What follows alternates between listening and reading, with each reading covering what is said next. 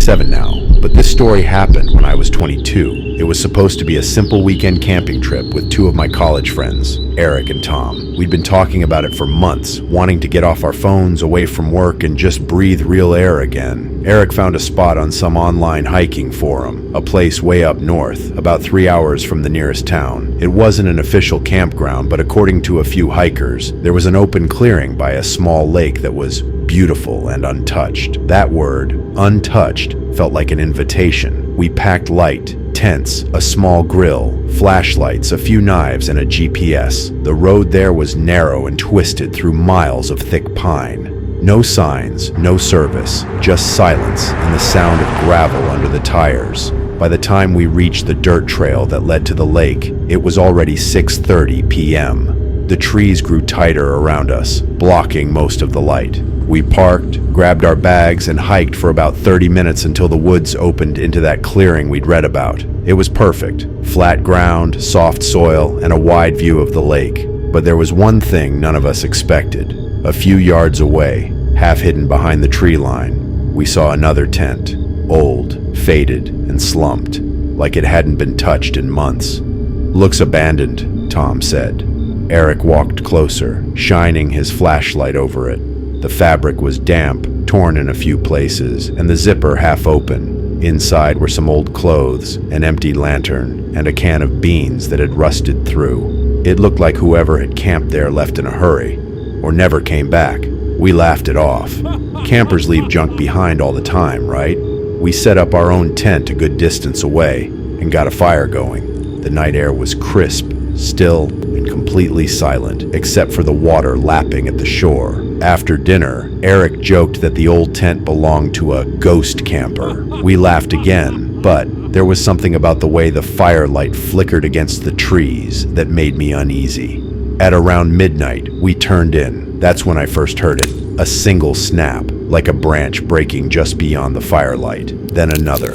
I sat up in my sleeping bag, listening. The sound stopped. I told myself it was just an animal. The woods are full of animals. But then something dragged slowly through the dirt.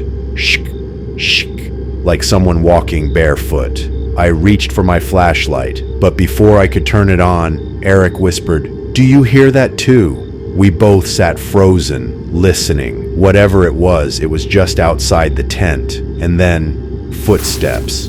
Soft, deliberate, circling us. We waited for them to fade, but they didn't. They just stopped, right behind the tent. I wanted to unzip it, shine the light, yell, anything, but I couldn't move. Eventually, the sound faded into the woods. We didn't sleep that night. When morning came, we found the dirt around the tent was covered in fresh footprints, barefoot, human, and they led straight back toward that abandoned tent.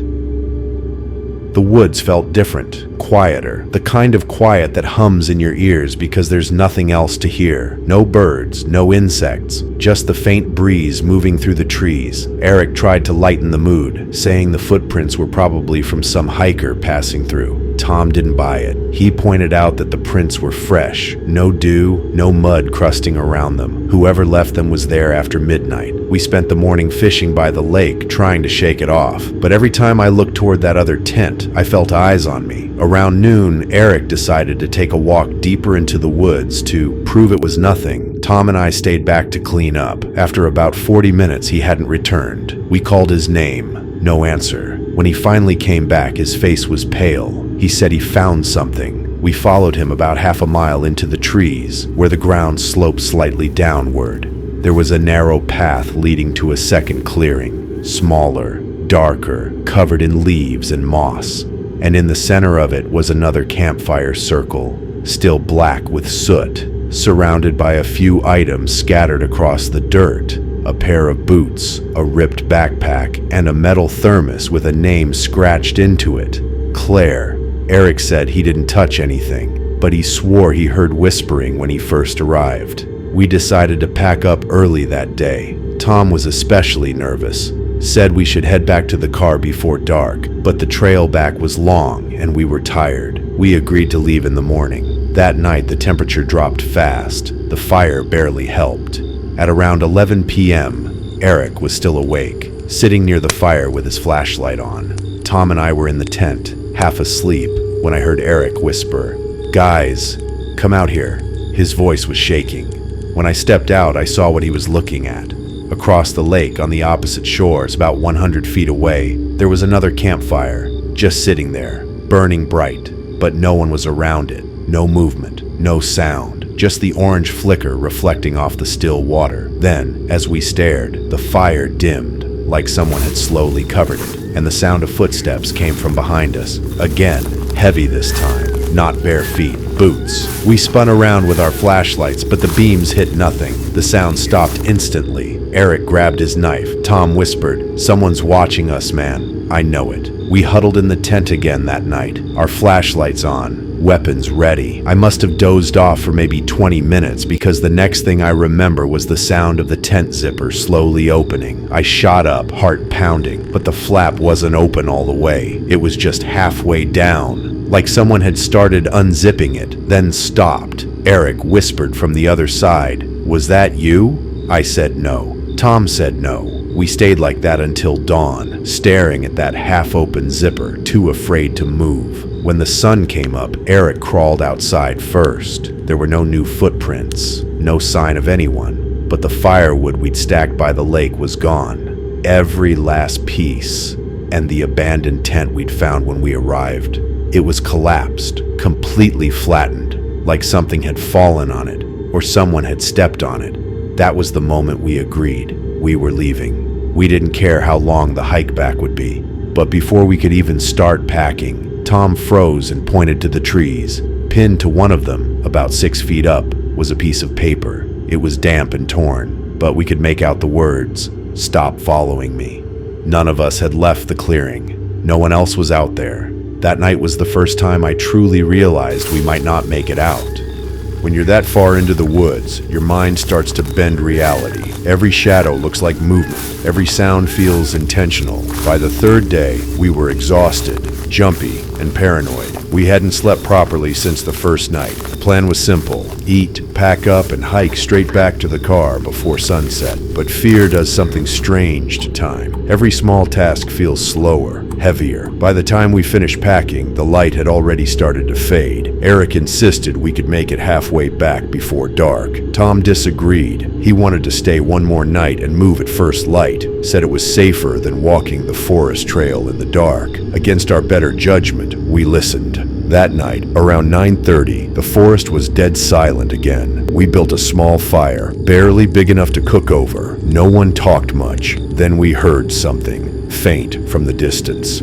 A single sound that froze all of us. It was a scream. Not an animal cry. A human scream. High-pitched, desperate, echoing through the trees. Eric grabbed his flashlight, stood up and yelled back, "Hello? You okay?" Silence. Then another scream, shorter, closer, followed by a crunching sound. We stood there, scanning the dark with our lights, calling out again. Nothing. Then the forest went quiet again. Eric wanted to go check it out. Tom nearly snapped. "Are you insane?" After some arguing, we decided to stay put, make the fire bigger, and wait. But as Eric went to grab more wood, he froze. He was staring at something just beyond the glow of the firelight. When I turned my flashlight toward it, my throat went dry. A figure, tall, thin, barely visible behind a tree. It wasn't moving, just standing there, watching us. We all saw it. Eric yelled out, "Hey, who's there?" No response. Then, in a blur, the figure moved, sliding behind another tree so fast it barely looked human.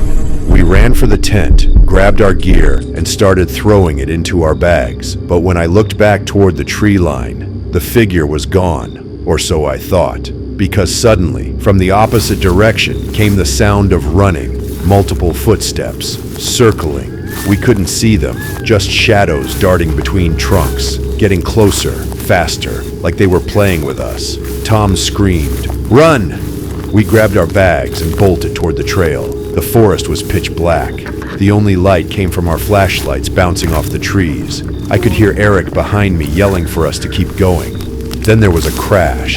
Eric tripped, screamed in pain. I turned around, and for half a second my flashlight caught something standing over him. Pale skin, long matted hair, eyes like empty holes, and that smell like rot and wet earth. I yelled his name.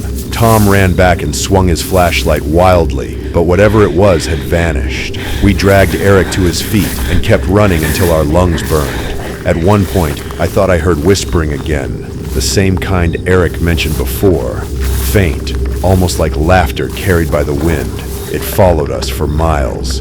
By the time we saw the car, the sky was turning gray. We jumped in, slammed the doors, and didn't say a word the entire drive back. Eric's leg was cut deep, but not like from a fall. It looked like something grabbed him. A few days later, I tried to find that hiking form again, the one with the untouched campsite. It was gone. No trace of it online. 2 weeks later, Tom texted me a photo. It was from the news, a local article from that same region. Authorities had found an abandoned campsite by a lake. Inside the collapsed tent were 3 sleeping bags, 2 empty, 1 zipped up, and inside, they found what was left of a man, decomposed beyond recognition.